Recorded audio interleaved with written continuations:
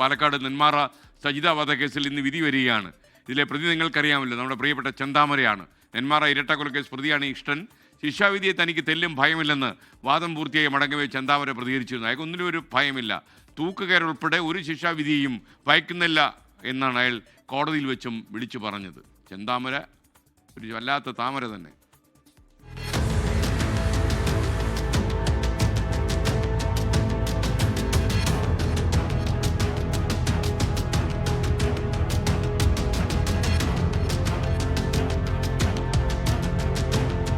വഴക്കിനെ തുടർന്ന് ഭാര്യ പിണങ്ങിപ്പോയതോടെ ചെന്താമരയ്ക്ക് നാടിനോടും നാട്ടുകാരോടും ഉണ്ടായിരുന്നത് കൊടും പക.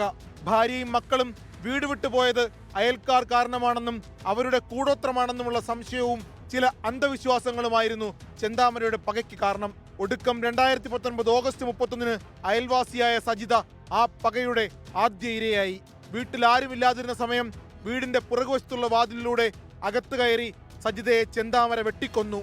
കൊലപാതക ശേഷം പോത്തുണ്ടി നെല്ലിയാമ്പതി മേഖലയിലെ കാട്ടിലേക്ക് രക്ഷപ്പെട്ടെങ്കിലും നാട്ടുകാരുടെ സഹായത്തോടെ സെപ്റ്റംബർ 3 പോലീസ് പിടിയിലായി. പിന്നീട് ഈ കേസിൽ ജാമ്യത്തിലിറങ്ങിയ ചെന്താമര നാട്ടുകാർക്ക് നേരെ നിരന്തരം ഭീഷണി ഉയർത്തി. അയൽക്കാരിയായ മറ്റൊരു സ്ത്രീയെയും കൊല്ലുമെന്നും ഭീഷണിപ്പെടുത്തി. ജാമ്യവ്യവസ്ഥ ലംഘിച്ച് പോത്തുണ്ടിയിലെ ബോയൻ കോളനിയിലെ വീട്ടിൽ തുടർന്ന ഇയാൾ 2025 ജനുവരി 27 സജിതയുടെ ഭർത്താവ് സുധാകരനെയും സുധാകരന്റെ അമ്മ ലക്ഷ്മിയെയും വെട്ടിക്കൊലപ്പെടുത്തി. ശേഷം ഒളിവിൽ പോയി. 36 മണിക്കൂർ നീണ്ട തെരച്ചിലിനൊടുവിൽ പ്രതിയെ പോലീസ് പിടികൂടി. സജിത വധക്കേസിൽ ചെന്താമരയുടെ ഭാര്യ, സഹോദരൻ, സജിതയുടെ മകൾ ഉൾപ്പെടെ 44 പേരെ പ്രോസിക്യൂഷൻ സാക്ഷികളായി വിസ്തരിച്ചു. 2020 കുറ്റപത്രം സമർപ്പിച്ചത്. ലാബ് റിപ്പോർട്ട് ഉൾപ്പെടെയുള്ള ശാസ്ത്രീയ പരിശോധനാ ഫലം ലഭിച്ചതോടെ ഓഗസ്റ്റ് 4 സാക്ഷി വിസ്താരം ആരംഭിച്ചു. 2025 മെയ് മാസത്തിൽ കുറ്റപത്രം വായിച്ചു കേൾപ്പിച്ചു. ഒക്ടോബർ 5 വാദം പൂർത്തിയായി.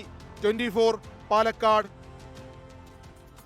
ലോകത്തെവിടെയായാലും ഏത് സമയത്തും 24 വാർത്തകളും ഓഗ്മെന്റഡ് റിയാലിറ്റി പാക്കേജുകളും എക്സ്പ്ലെയിനറുകളും വിശദമായി കാണാൻ ഞങ്ങളുടെ യൂട്യൂബ് ചാനൽ നിങ്ങൾക്ക് സബ്സ്ക്രൈബ് ചെയ്യാം.